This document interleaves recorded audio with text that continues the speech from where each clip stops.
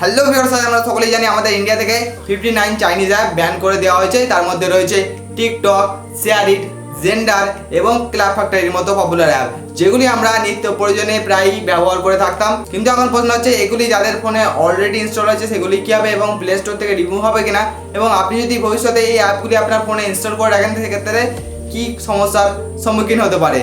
তো তা জানার জন্য ভিডিওটি লাস্ট পর্যন্ত দেখতে হবে। তো আপনি যদি এই চ্যানেলের নতুন চ্যানেলটি এখন সাবস্ক্রাইব করে বেল আইকনটি প্রেস করুন, যাতে পরবর্তী ভিডিও নোটিফিকেশন সবার আগে আপনার কাছে পৌঁছে যায়। তো আপনারা দেখছেন টেকনিক্যাল এখনজি, আপনার সাথে আছি আমি মেহবুব। বেশি দেরি না করে আমাদের ভিডিও শুরু করা যাক। সো ভিউয়ার্স, প্রথমে বলবো যে অ্যাপগুলি অলরেডি তাদের ফোনে ইনস্টল হয়েছে সেগুলি কী হবে। সেগুলি আপাতত প্লে স্টোর থেকে সরানো হয়েছে এবং পরে ইন্টারনেট লেভেলে ব্লক করা হবে, যাতে কী হবে যখনই আপনি ফোনটি অন করবেন বা আপনি ফোনের সেই অ্যাপ্লিকেশনটি ওপেন করবেন তখন সেই অ্যাপ্লিকেশনটি আর চলবে না।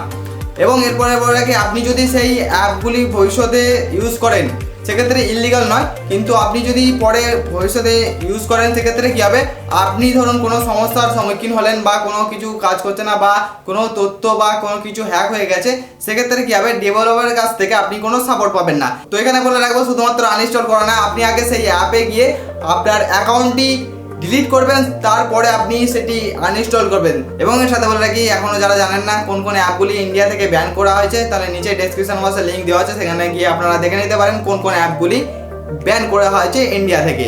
এবং আপনাদের ফোনে ওই অ্যাপগুলির মধ্যে যদি কোনো অ্যাপ আপনাদের ফোনে ইনস্টল থাকে তাহলে সেই অ্যাপে গিয়ে আগে অ্যাকাউন্টটি ডিলিট করবেন, দেন আনইনস্টল করবেন। সো ভিউয়ার্স, এটা এক ধরনের ডিজিটাল এয়ার স্ট্রাইক বলতে পারেন।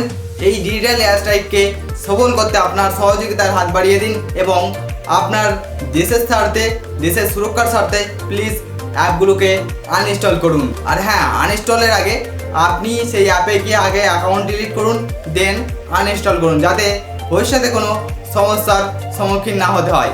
এবং শেষে বলে রাখি, টিকটক আমাদের মিনিস্ট্রি অফ ইনফরমেশন টেকনোলজির সাথে মিটিং করেছে এবং তারা টুইটে জানিয়েছে যে তারা কোনো তথ্য থার্ড পার্টিকে বা কোনো দেশকে বা চায়নাকে ট্রান্সফার করে না এবং তারা ভবিষ্যতেও করবে না।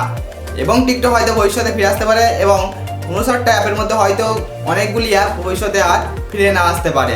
এবং আপনারা লাইক এবং কমেন্ট করে জানান যে আপনারা কোন কোন অ্যাপগুলি আনইনস্টল করেছেন, আমরা আপনার কমেন্টের অপেক্ষায় রয়েছি। তো আমাদের ভিডিওটি এ পর্যন্তই, দেখা হচ্ছে নতুন একটি ভিডিওতে নতুন একটি টপিকের সাথে। ততক্ষণ ভালো থাকুন, সুস্থ থাকুন।